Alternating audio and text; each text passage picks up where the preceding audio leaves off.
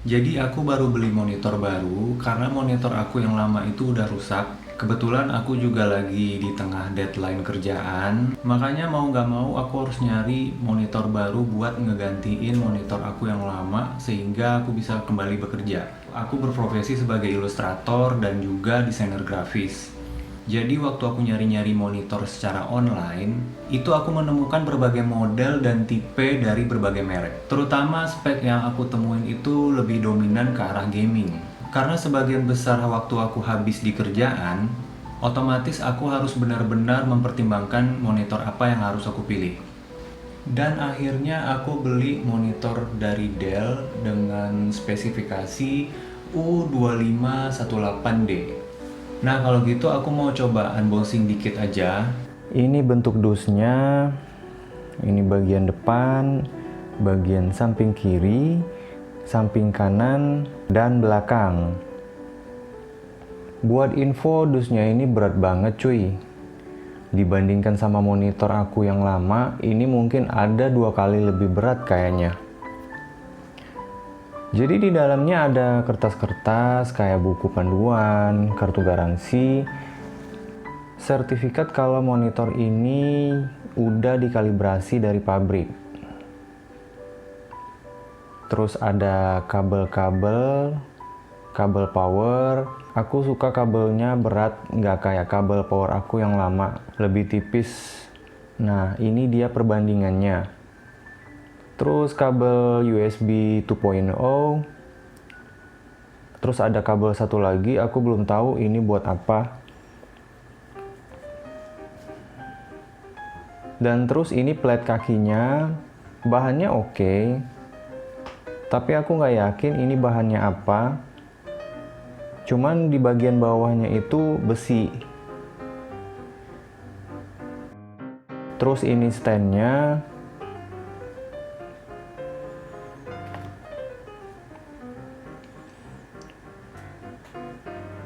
Nah, dan ini monitornya.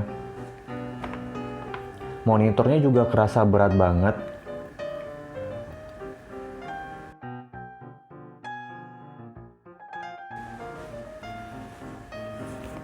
Dan setelah aku timbang, total keseluruhannya ini sampai 8,8 kilo. Ini jauh 2 kali lebih berat ketimbang monitor LG aku yang lama, itu cuman ada di 3,3 kilogram aja. Jadi kayak yang udah aku bilang, aku beli monitor ini karena monitor aku yang lama itu udah rusak dan aku butuh banget buat kerja, makanya aku harus beli yang baru. Tadinya aku sempat ditawarin merek lain kayak AOC, ada Dell juga, tapi Dell-nya yang panelnya masih TN. Terus ada toko lain yang ngejual Samsung dan Lenovo, sisanya ada Philips kalau nggak salah.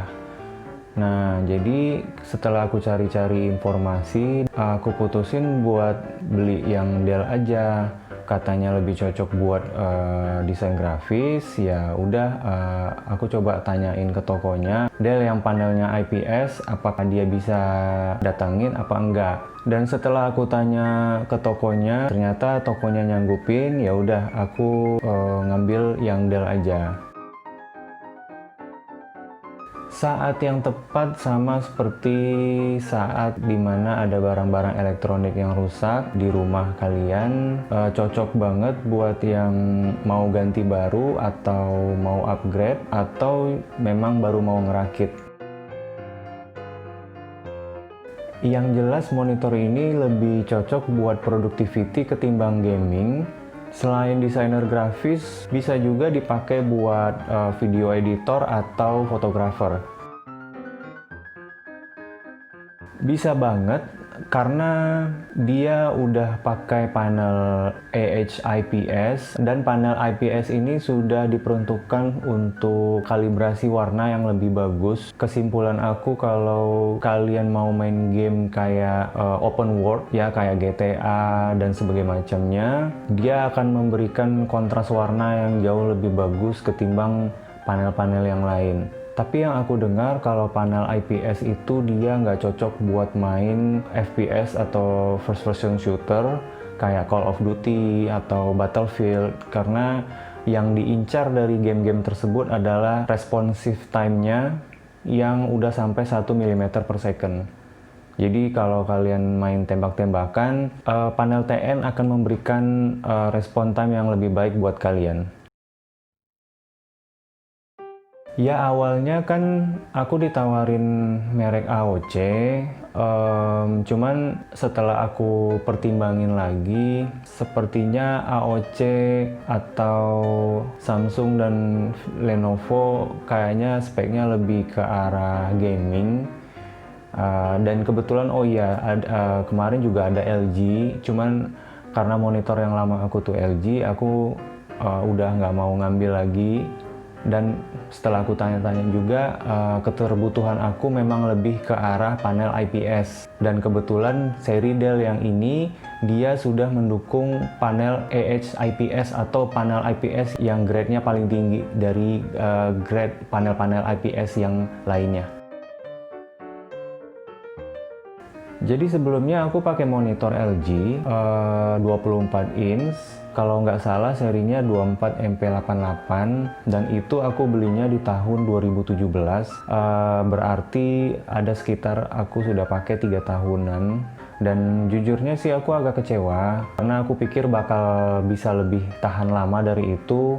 Dan setelah aku cari-cari informasi juga, kalau panel IPS di angkatan tahun 2017 itu dia katanya tidak tahan panas, dan mungkin ada pengaruhnya juga di tegangan listrik di rumah atau pemakaian dari akunya yang hampir 24 jam sehari. Dan satu lagi, dia nggak punya sirkulasi udara yang baik, sehingga bisa ada kemungkinan besar nih kalau panasnya dari monitor itu nggak tersalurkan dengan baik.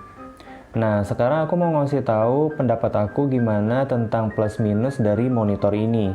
Pertama dari plusnya, yang aku suka dari monitor ini adalah build quality-nya yang oke banget. Dia berat dan kesannya mewah banget. Dan yang paling aku cari yaitu ventilasinya. Jadi dia punya akses buat sirkulasi udara yang seperti aku bilang tadi, jadi dia udah bisa mensirkulasi udara panas. Dan saran aku, kalian juga bisa mempertimbangkan hal ini. Kemudian monitor ini udah memiliki sertifikat color calibration dari pabriknya. Lalu panelnya yang sudah memiliki grade paling tinggi dalam seri IPS, yaitu AH IPS. Jadi panel IPS itu ada grade-nya. Nah, sekarang aku mau ngomong minusnya. Ada beberapa part yang masih plastik. Dan sebenarnya hal ini nggak ngebuat dia jadi kelihatan ringkih atau kurang berkualitas sih. Tapi mungkin dengan tujuan untuk menekan cost produksi, mungkin akan kelihatan lebih keren kalau part ini bisa dipasangi dengan bahan aluminium. Dan minus yang lain adalah respon time-nya yang masih kalah sama panel TN. Tapi hal itu aku rasa wajar karena pasti ada yang harus dikorbankan dari panel IPS yang nyajiin akurasi warna yang lebih baik dari panel TN. Dan aku berharap monitor ini bisa menunjang kebutuhan aku dalam bekerja sebagai desainer grafis dan video editing, karena rata-rata aku bekerja hampir kurang lebih 10-12 jam sehari. Dan buat kalian yang berprofesi sebagai desainer grafis, videographer atau fotografer, aku rasa kalian gak ada salahnya buat ngelirik monitor Dell yang satu ini. Oke, aku rasa segitu dulu aja video review dari aku. Kalau kalian baru di channel ini, silahkan klik tombol subscribe. Kalau kalian suka, kalian bisa klik tombol like. Dan kalau kalian gak suka, silahkan klik tombol dislike. Aku pamit dulu. Peace out.